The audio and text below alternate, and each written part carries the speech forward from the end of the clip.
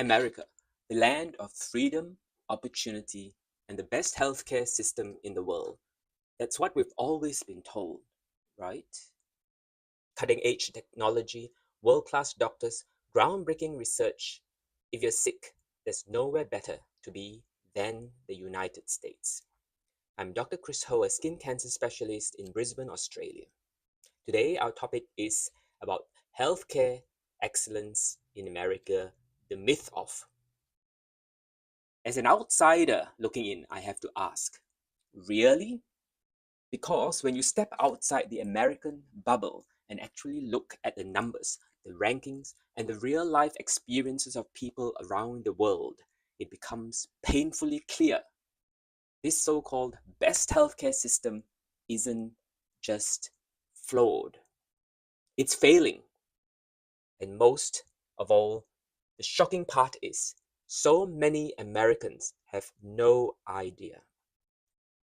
The hard numbers. Let's talk and look at the facts. The US spends more per person on healthcare than any other country. You would expect world leading health outcomes, right? Longer life expectancy, lower disease rates, fewer deaths from preventable conditions. No, nope. The reality is complete opposite. Americans live shorter lives than people in Canada, Germany, Australia, Japan, you name it. The US has shockingly high infant and maternal mortality rates, worse than many developing countries. Rates of chronic diseases like diabetes and heart disease are among the highest in the world. For a country that claims to lead in medical excellence, how do you explain this? How do Americans not see that something is seriously wrong?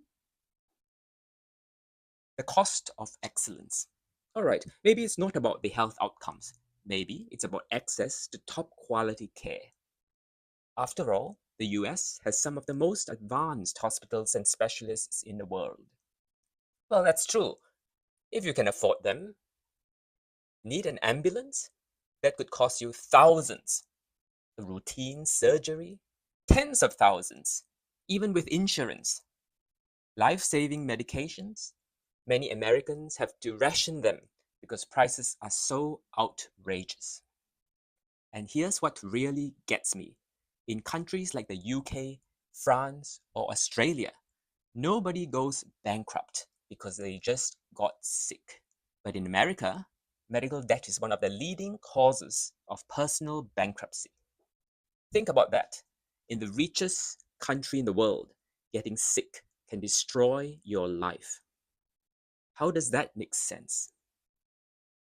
The innovation myth. All right, but at least America is the leader in medical research and technology. That's the next thing I always hear, but not anymore. Between 2007 and 2012, the US share of the global biomedical research funding dropped from 52 to 45%, while Asia's grew from 18 to 24%.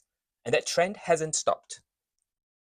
Even Johns Hopkins University, one of the top medical institutions in the US, was forced to cut 2,000 jobs after massive federal funding reductions.